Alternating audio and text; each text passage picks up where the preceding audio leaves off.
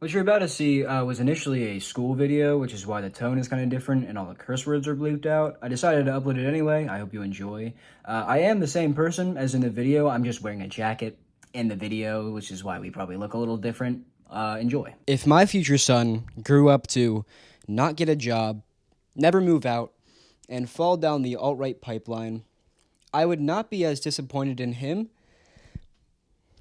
as I am in this book. That's right, it's such a good intro that I'm using it twice. This book, this graphic novel, underperforms in nearly every criteria that you could possibly imagine. Characters, art, story, point, it's all bad. The only saving grace is that it's a generous 175 pages where most of the pages are just pictures. But otherwise, I hope you're ready to go on a journey that will leave you worse than you started and you wish that you had never gone on, because this is a spirited review of I Am Not Okay With This.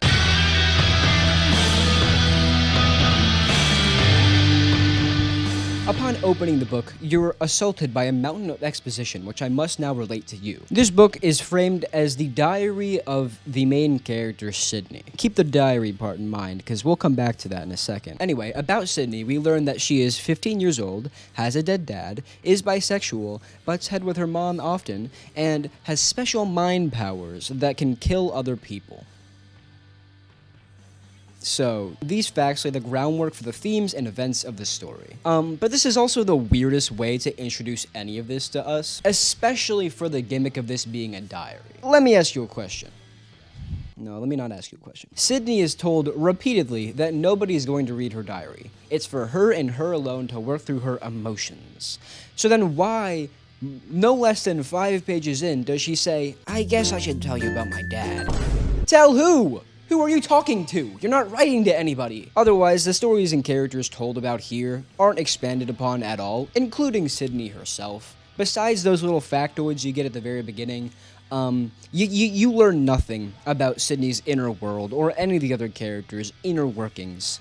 It's just stuff. It's just things that happen. And without that reflection, the plot of this story looks way worse than it actually is. And trust me, it's not good. It's already not good. Here is the basic rundown of the plot, which is conveyed to you through small little vignettes, just with whining the entire way from Sydney. Sydney walks around aimlessly, kisses her straight best friend, Dina, to which they have a falling out, starts smoking weed, gets sexually assaulted, Dina gets raped by her boyfriend, and Sydney kills him with her powers in retaliation before killing herself. It gets expanded on a little bit more through Sydney's chattering, but really that's it. It all amounts to nothing. Plot lines are dropped or resolved on the drop of a hat. A perfect example of that being Sydney's relationship with her mother. She calls her a bitch a lot.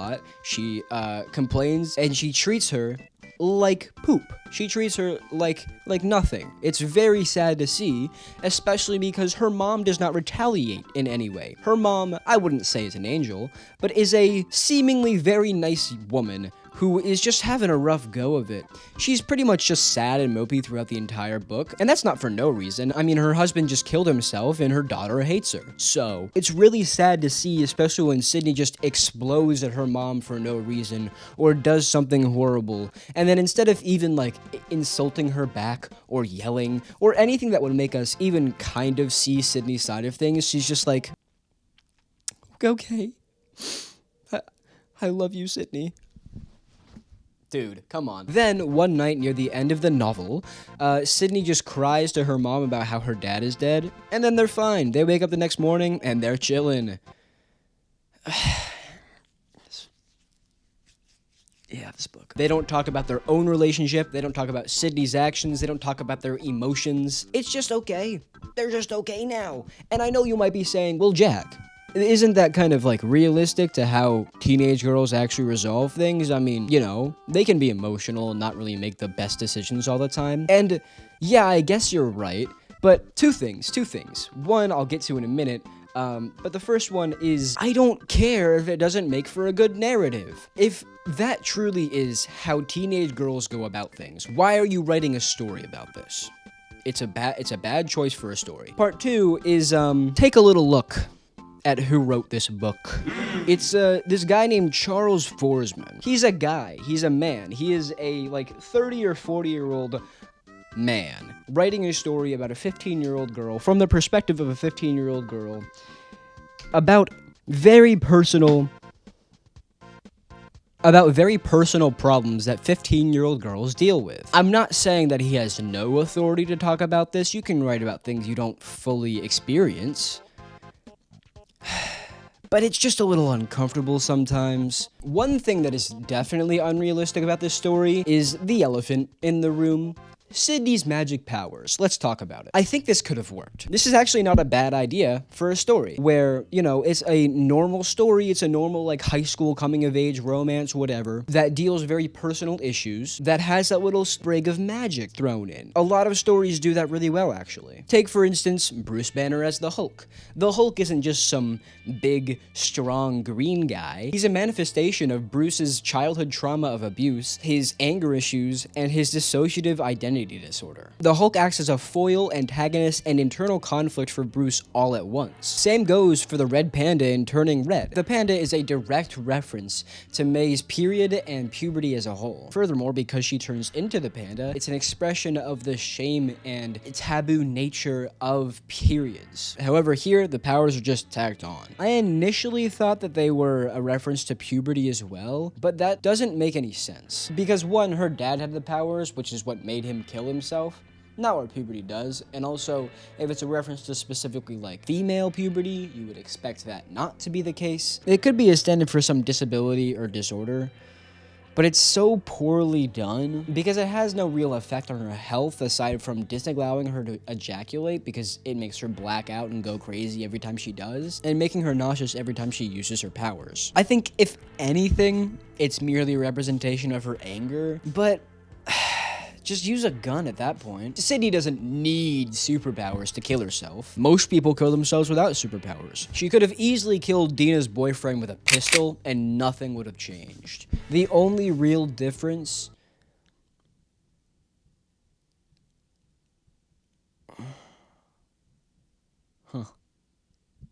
Yeah, nothing would have changed. So not only is it unrealistic, it has no reason to exist, and the way that it exists is stupid. Another thing that I take issue with is the sexual assault that is constant in this book. To be clear, I have no issue with sexual assault being depicted in media in general. I think it's done really well and really respectfully in things like Mysterious Skin, It, Midsummer, and Lolita. But here, it's just not. And that is for one main reason, ladies and germs. Lack of weight. That is a recurring theme that you'll see throughout this book. Lack of weight. Nobody be giving a fuck. I will give two main examples here. One is Sydney's relationship with a woman named Ryan. A woman who is of age, like in her 20s, while Sydney is 15. Ryan gives Sydney weed, and then while she's high, eats Sydney out and makes out with her. Ryan knows that Sydney is young, but by far the most uncomfortable part is Sydney's lack of caring. She doesn't seem to mind ever that she's being abused by Ryan. She doesn't really seem to notice or know that this is an abusive relationship.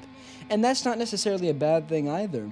Like, somebody being in an abusive relationship and not knowing that it's an abusive relationship works, but it's not given any weight in the narrative either. Like, if for that to work, her mom would probably have to know, or somebody else would have to know and be like, Sydney, you're being taken advantage of. And she'd be like, no, you just don't get it. Like, that is done really well in a lot of media. But here, Sydney just gets sexually assaulted and then moves on. It's so disrespectful to anybody who has ever dealt with something like that, for that to happen in a book, and then the main character to seemingly not even be affected by it. She does not feel bad about it at all. She doesn't feel guilty. She doesn't feel taken advantage of. She's just fine. She's fine. The worst thing that happens is that her powers act up because Ryan starts eating her out, so she says, yep, no more sex stuff for me. It's bad. The next example is the lead up to the climax of Sydney killing that guy, where Dina is raped by her boyfriend. Dina's boyfriend picks her up in his car, rapes her before beating her, and then kicking her out of the car to leave her on the side of the street while speeding off. This leaves her in the hospital. It's a very brutal scene, which pulls no punches. And on first read, I was disgusted by it, but I was also drawn in. I was like, this is disgusting. This is a really raw and powerful example of sexual assault and rape in media. How are they going to play this out? The short answer is that they just don't. They just don't. Dina is shown to be pretty much fine right after the assault. She's just joking around with Sydney. She's just like, tell mom to give me my phone. It's boring as hell in here. You're in a hospital bed. And while Sydney does kill somebody in retaliation to the event, she doesn't really, like, it's not, nothing, like, she doesn't tell you about how she cares about it. She doesn't say anything about it. And it's especially annoying because while the assault was going on, it's this weird split narrative thing where as Dina is being raped, Sydney is talking about how she's mad at Dina. She's going through her relationship with Dina, and she's like, she sucks, but she's also like, God, I miss her, but also, like, I don't like her boyfriend, because she's unaware of what's happening right outside Dina's house. That is a weird but almost good way of this playing out, where Sydney doesn't know, so she's just like writing about her own emotions with Dina before something happens to Dina that kind of snaps her out of it, being like, okay, yeah, you're my friend. I'm gonna go kill your boyfriend now. I'm gonna go get some retribution. But other than that, she doesn't talk about her relationship with Dina. She doesn't resolve anything with Dina. She's just like,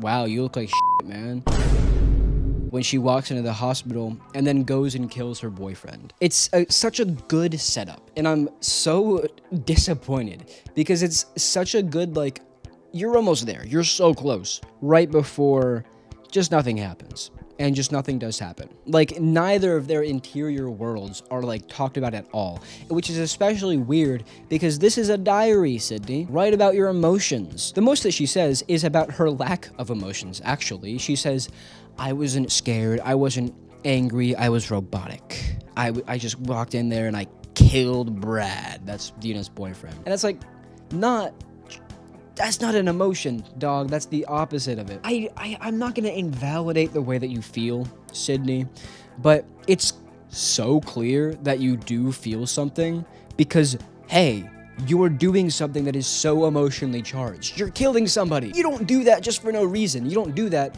when you're just like, yeah, I'm chill. I'm gonna murder you, though. No, she feels something, obviously. Just, this book bothers me from tip to toe. This book bothers me from tip to toe. I can't, man. Let's move on to a more just weird issue I have with the book. Why is this a comic? As I mentioned earlier, this is framed as a diary from the perspective of Sydney. So why is it a comic? You would expect it to be set up, I don't know, like a journal with dates and entries, maybe some doodles here and there, much more in the realm of Dork Diaries or Diary of a Wimpy Kid or even like My Side of the Mountain. But here, it's fully just a comic book. They say Dear Diary once, maybe twice in the book, but other than that, it's just narration and dialogue and pictures. Why? It's especially weird because Sydney isn't drawing the pictures in the book. It's implied that they're impartial several times. Like I said, the scene in which Dina is raped shows Dina being raped, while Sydney is having her own dialogue completely cut off from that. That would be a really weird way to structure an actual diary. It's not a diary thing. It's a comic book thing. The drawings also show Sydney's mother, like, at her job. There are little scenes where she's just, like, shown as being taken advantage of by her boss or, like, just not having a good go of it, while Sydney is talking about how much she hates her mother for missing her dad. Like, if the art was really done by Sydney, then I doubt she would give her mom the kindness of showing her perspective like that. It makes no sense, like, at all. Like, the book is even split up into chapters. This book can't commit to a single thing. It has like 5 different gimmicks. I should mention here that the art is okay. It's not amazing. If it was any better, though, I don't think it would work as well as it does. I think the style really complements like what's going on in the narrative, actually. It's black and white, it's kind of sketchy. The shading is a bit odd. It mixes like hand-drawn hatching with very obviously digital like grid-based cross-hatching. I don't know why they did that, but that's a little nitpick. It's fine overall. Even though Sydney's younger brother does look a little evil sometimes. I don't know why they drew him like that. He's bald and he's got like demonic empty eyes. He looks like some kind of ghost. I don't know. Okay. I'll be honest. Every single issue that this book has, every single problem that this book has, could be solved if Sydney weren't a horrible person. Most main characters, especially kid main characters, are flawed in some way. But Sydney has no reason for you to root for her at all. She is completely in the wrong in every scenario.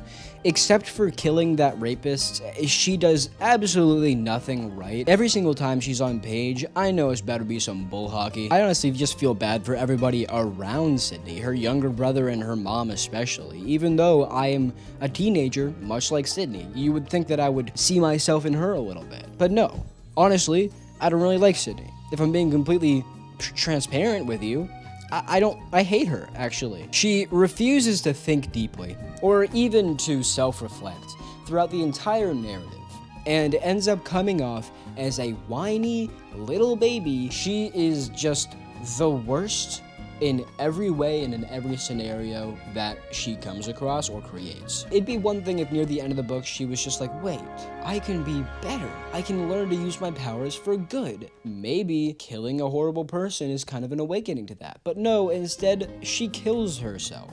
I am not one to make fun of suicide or people who commit suicide. I think it's really disrespectful and I think it's low-hanging fruit. But it's not done here well. It doesn't even really make a statement about suicide. She just kills herself, and that's it. The final page, at least in my copy, which is actually not true of every copy that I've seen online, which is kind of weird, but the final page for me is the suicide hotline, which in some circumstances would be nice, but here it feels like at best commiseration, and at worst, just an outright screw you. It's done so disgustingly poorly in this book. I can see why Sydney chose to kill herself. It's explained in the book fairly well. That being said, it makes her final act of the book come off as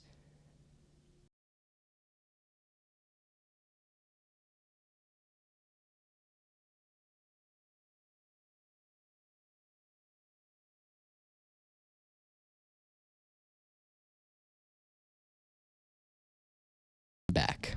I'm trying to see Oz in all his glory and talk more about Charles Forsman. J.R.R. Tolkien was not a hobbit, to my best understanding. George Lucas was not a Star Wars, but they still wrote things about those kinds of people without experiencing it. But with something so personal and raw and honest, I would really prefer it be more autobiographical or come from more of a place of understanding. I don't want to talk for Charles Forsman, but he clearly has a lack of understanding of female puberty, how young girls think, and what they would do in certain situations. And I'll put some examples on the screen here, but with Sydney being such a flat, boring character, it comes off more as trauma porn, where Charlie just wants to write a book where everything goes wrong and everybody sucks and nothing good happens, and just wanted to use a teenage girl as like a guinea pig. It's clear that he didn't really know how to send the messages that he wanted to, even if they were good messages. I'm sure that he has something to say about suicide, about mental health, but it's done so poorly that it doesn't come across like that. It comes across like somebody who sucks, sucking, and then dying. And then, honestly, you don't feel bad for her. You don't at all. I don't. Now, you might be saying, Jack, What could you know? You don't have an understanding of female puberty either. You don't know what you're talking about. That's true. I don't. But my girlfriend does, and my friends do, and they all hate this book too. If Sydney was a man, and this entire book was about a guy, and that's the only change they made, alongside making Sydney a more likable protagonist, most of this book would be better. Overall, this book has some interesting, dare I say good, ideas that are executed horribly. It also has very many bad ideas. I really do think that Charles Forsman wanted to say something with this book. He wanted to put a message out there. He wanted to, like, put a message out there. He wanted to address these topics and talk about these things in ways that he thought kids would understand or empathize with. But he failed on that front because he's a 34-year-old man and not a 15-year-old girl. I also think that he just lacks the capacity to do that. I'm not saying that he's stupid. I'm not implying that at all.